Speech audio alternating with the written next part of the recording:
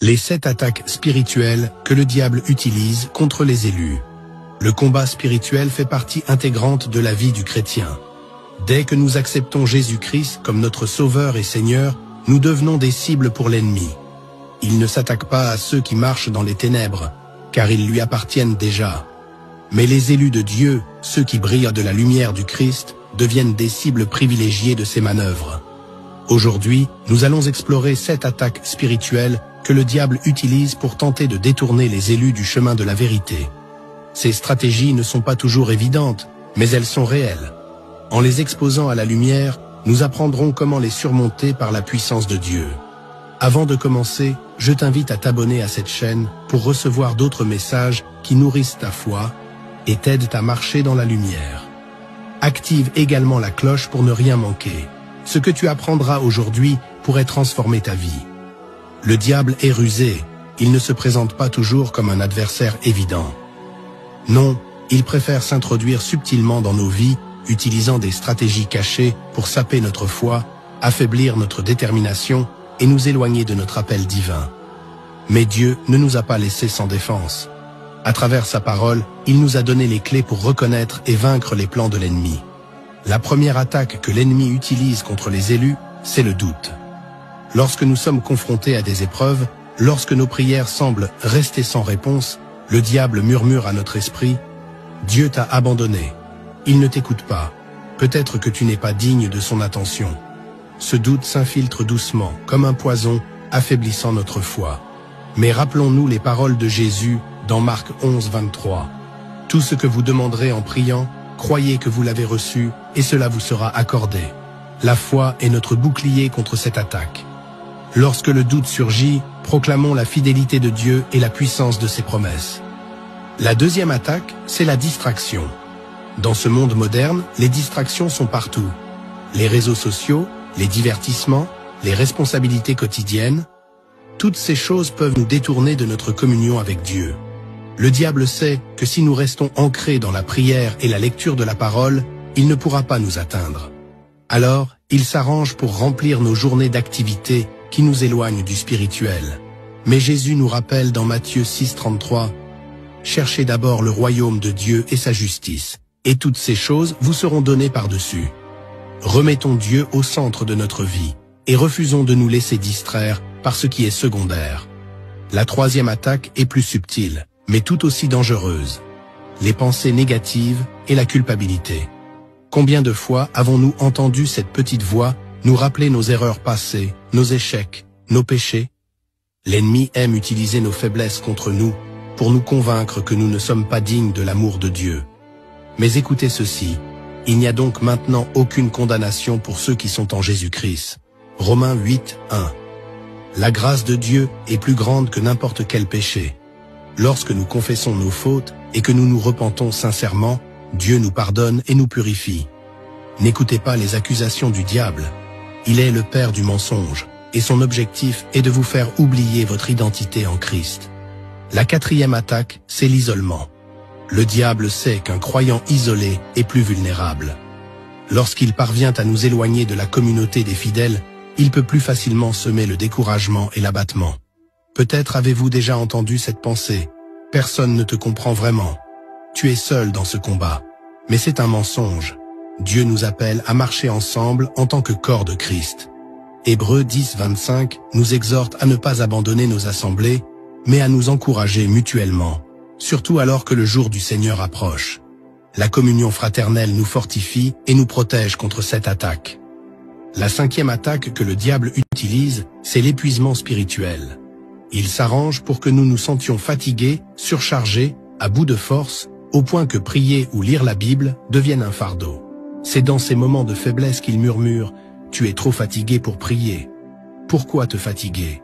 Cela ne changera rien. » Mais c'est précisément lorsque nous sommes faibles que Dieu manifeste sa force.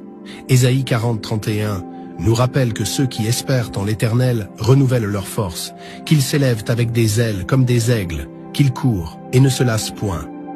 Si vous ressentez cet épuisement, tournez-vous vers Dieu. Il vous portera et vous restaurera. La sixième attaque est peut-être l'une des plus destructrices, c'est la division. Le diable aime semer la discorde parmi les croyants que ce soit dans les familles, dans les églises ou dans les amitiés. Une église divisée est une église affaiblie. Jésus a prié pour l'unité de ses disciples dans Jean 17, 21, disant « Je prie pour qu'ils soient un, comme toi, Père, tu es en moi, et comme je suis en toi. » Nous devons veiller à ne pas laisser le diable utiliser nos désaccords pour nous éloigner les uns des autres. La paix et l'amour doivent toujours être au cœur de nos relations. Enfin, la 7e attaque, c'est la peur. La peur est une arme puissante que le diable utilise pour nous paralyser et nous empêcher de marcher dans la foi. Peur de l'avenir, peur de l'échec, peur de l'inconnu. Mais la parole de Dieu nous rappelle encore et encore « N'ayez pas peur, car je suis avec vous. » Ésaïe 41, 10. 2 Timothée 1, 7 déclare également « Car ce n'est pas un esprit de timidité que Dieu nous a donné, mais un esprit de force, d'amour et de sagesse. La foi chasse la peur, et lorsque nous nous appuyons sur Dieu, nous découvrons une paix qui dépasse toute compréhension. » Si tu te reconnais dans l'une de ces attaques, sache que tu n'es pas seul. Dieu t'a donné les outils pour triompher, et ensemble, nous pouvons nous fortifier dans la foi. Je t'invite maintenant à partager cette vidéo avec une personne qui pourrait aussi avoir besoin de cette lumière. Écris également dans les commentaires ce que tu vis en ce moment, afin que nous puissions prier ensemble et nous soutenir comme une véritable famille en Christ.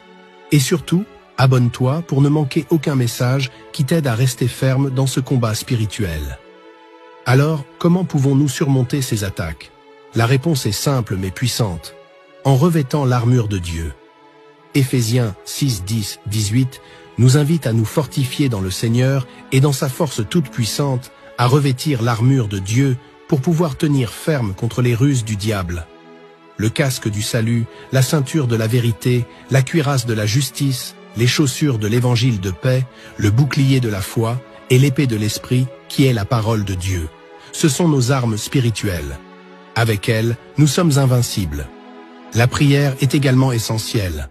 Elle est notre connexion directe avec Dieu, notre source de force et de sagesse. Le diable tremble devant un chrétien qui prie, car il sait que la prière active le ciel. Jésus lui-même s'isolait souvent pour prier et se fortifier dans la présence de son Père. Si notre Seigneur avait besoin de prier, combien plus nous en avons besoin? Dans ce combat spirituel, la persévérance est essentielle.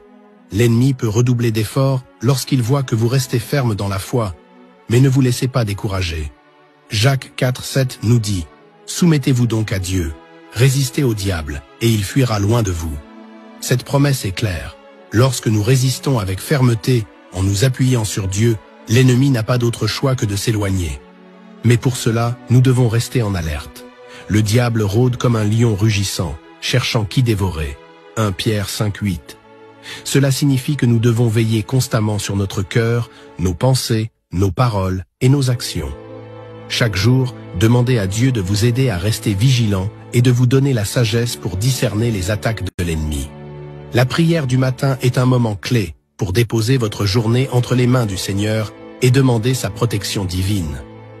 Un autre aspect essentiel est la puissance de la louange. La louange n'est pas seulement une reconnaissance de la grandeur de Dieu, c'est aussi une arme spirituelle puissante. Dans 2 Chroniques 20, 22, nous voyons que lorsque le peuple de Juda a commencé à louer Dieu, leurs ennemis ont été mis en déroute. La louange change l'atmosphère et invite la présence de Dieu. Alors, chantez des louanges, même dans vos moments les plus sombres. Le diable déteste entendre un cœur rempli de gratitude et de foi. De plus, il est important de se rappeler que nous ne combattons pas seuls. Dieu est avec nous à chaque étape. Jésus nous a promis dans Matthieu 28, 20. « Et voici, je suis avec vous tous les jours, jusqu'à la fin du monde. » Vous n'êtes jamais seul dans ce combat. Même lorsque tout semble s'effondrer autour de vous, Dieu est là, il vous soutient et combat pour vous. Exode 14, 14 déclare « L'Éternel combattra pour vous, et vous, gardez le silence. » Alors, à vous qui écoutez ce message, ne perdez pas courage. Vous êtes appelés à être des vainqueurs, à triompher des ruses de l'ennemi. Revêtez l'armure de Dieu chaque jour. Passez du temps dans la prière, méditez la parole et restez connectés à une communauté de croyants qui peut vous fortifier dans votre foi. Chaque attaque que vous surmontez vous rend plus fort et plus proche de Dieu. N'oubliez pas que celui qui est en vous est plus grand que celui qui est dans le monde. 1 Jean 4,4. Avant de conclure, permettez-moi de prier pour vous. Ensemble, élevons nos cœurs vers Dieu et déclarons sa victoire sur nos vies. Seigneur Tout-Puissant, nous venons devant toi avec humilité et confiance, reconnaissant que tu es notre refuge et notre force. Merci pour ta présence constante, même dans nos moments de faiblesse. Père, nous te demandons de nous protéger contre les attaques de l'ennemi. Donne-nous la sagesse pour discerner ses ruses et la force pour y résister avec foi. Remplis nos cœurs de ta paix, de ta joie et de ton amour. Seigneur, habille-nous de ton armure divine et aide-nous à marcher chaque jour dans ta lumière. Nous proclamons aujourd'hui que la victoire est nôtre, car Jésus-Christ l'a déjà remportée à la croix. Nous te louons et te rendons gloire, au nom puissant de Jésus. Nous prions. Amen. Frères et sœurs, ce combat spirituel est réel. Mais souvenez-vous, en Christ, nous sommes déjà plus que vainqueurs. Si cette vidéo vous a parlé, laissez un Amen dans les commentaires pour déclarer votre foi et proclamer votre victoire sur les ruses de l'ennemi. Partagez ce message avec quelqu'un qui traverse des épreuves, car vous pourriez être l'instrument que Dieu utilise pour le fortifier aujourd'hui. Et surtout, abonnez-vous à cette chaîne pour continuer à recevoir des messages qui nourrissent votre âme et vous aident à marcher dans la lumière.